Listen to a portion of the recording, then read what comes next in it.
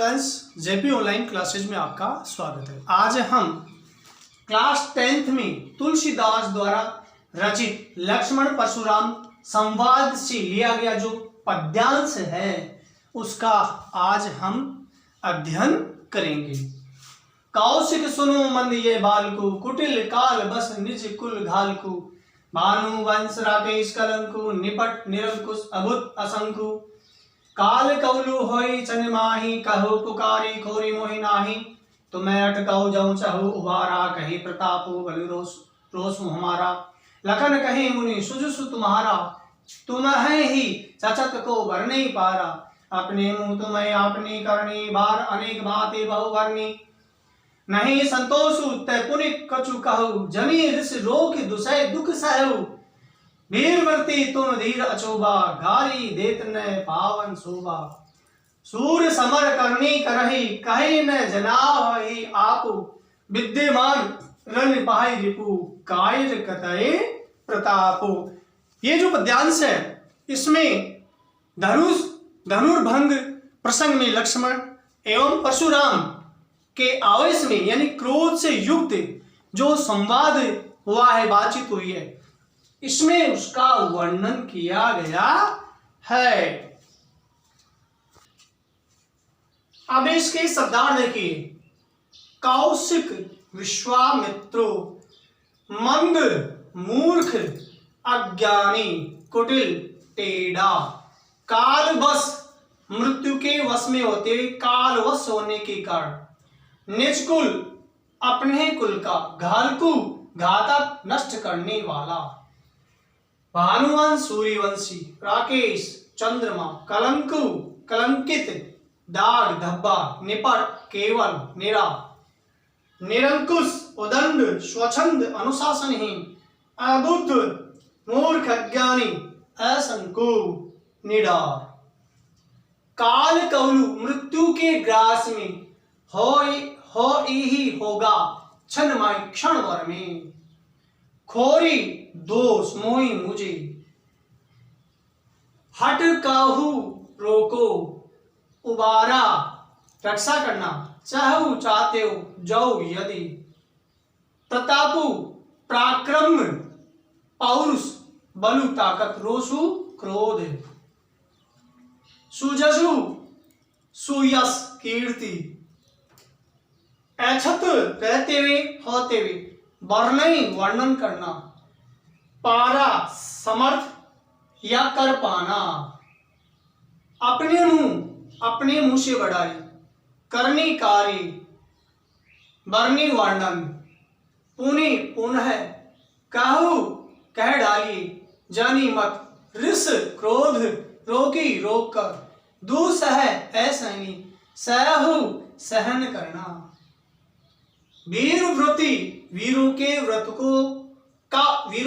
का पालन करने वाला, धीर धैर्यशाली, अक्षोभा क्रोध रहित, गाली देते हुए, सूर या वीर समर युद्ध, जनावही जताते हैं, विद्यमान सामने, रण युद्ध क्षेत्र, रिपु शत्रु, कायर डरपोक, कतही कहते हैं, प्रतापु पराक्रम पौरुष।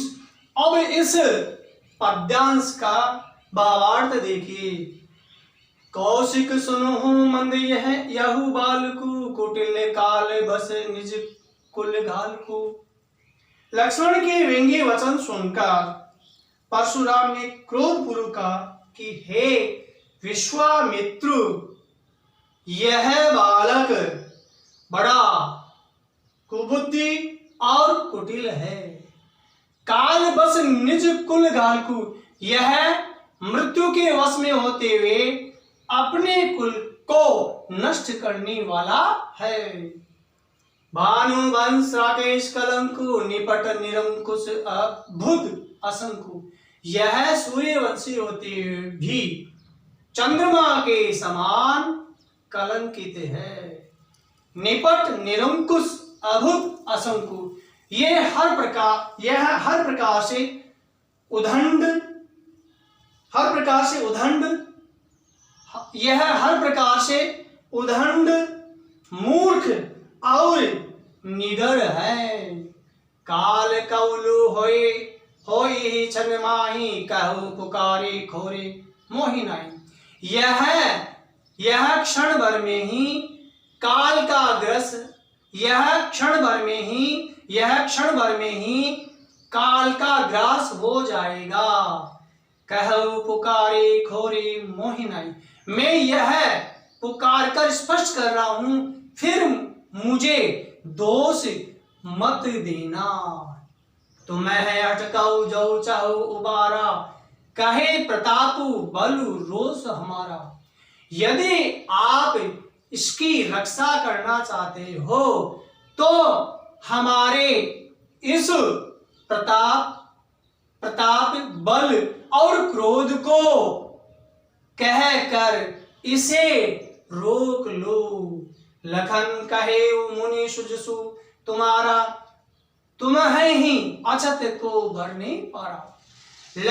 लक्ष्मण ने कहा कि हे मुनि, आप अपने ही यश का तुम्हारे अलावा कौन वर्णन कर सकता है। अपने मुंह तुम्हें आपनी करनी, बार अनेक भांति भव भरनी। अपने ही कार्य का अनेक बार और बहुत प्रकार से वर्णन किया है। अपने मुंह और आपने अपने मुंह से अपनी बड़ाई की है। नहीं संतोषु तय पुण्य कछु कहु, जने ऋष रोकी दुसै दुख सहु। यदि आपको अब भी संतोष नहीं है तो फिर से कुछ कह डालिए। जने ऋष रोकी दुसै दुख सहु।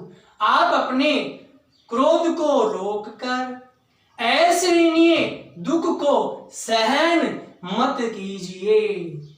वीर व्रती तुम्हें दीर्घ अचोबा, गारी देत न पाऊ शोभा। आप वीरों के व्रत का पालन करने वाले, धैर्यशाली और क्रोध रहित है। आपको गाली देते शोभा नहीं देती है। सूर समर करनी करही, कहीं न जना वही आप। और सूरवीर युद्ध में सूरवीरता का कार्य करते हैं। वे अपने मुख से अपनी प्रशंसा नहीं करते हैं। विद्यमान धन पाई रिपु, कायर कतय प्रतापु। शत्रु को युद्ध क्षेत्र में सामने पाकर कायर व्यर्थ में ही प्रताप की डेंग हाँकते हैं। अब इसमें इस पद्यांश में विशेष क्या बात बताइए। परशुराम को व्यर्थ में क्रोध करने वाला तथा आत्म प्रशंसा करने वाला बताया गया है। लक्ष्मण के वचन व्यंग्यपूर्ण हैं। अब जरा देखिए, कुटिल काल यानी कै वर्ण की आवृत्ति, निपट निरंकुश न, यहां भी न वर्ण की आवृत्ति। तो यहाँ कै यहाँ न वर्ण की आवृत्ति होने के कारण से अनुप्रास की छटा बताई गई। दूसरी बात, भानुवंश राकेश कलंकु, यानी सूर्यवंशी होते हुए भी चंद्रमा के समान कलंकित है। तो ये राकेश कलंकु, भानुवंश राकेश कलंकु, इस पंक्ति में उपमा अलंकार बताया गया है। यानी किसी एक वस्तु को दूसरी के समान बताया जाए या एक वस्तु की तुलना किसी दूसरी वस्तु से की जाती है, वहां उपमा अलंकार होता है। दूसरा, इस पद्यांश में आक्षेप अलंकार है, यानी दोषारोपण करना। परशुराम के द्वारा लक्ष्मण पर दोषारोप किया जाता है। क्यों? उस पर विशेष जोर देने के लिए या कुछ मना करने के लिए। इस प्रकार से यह हमारा पद्यांश पूर्ण होता है।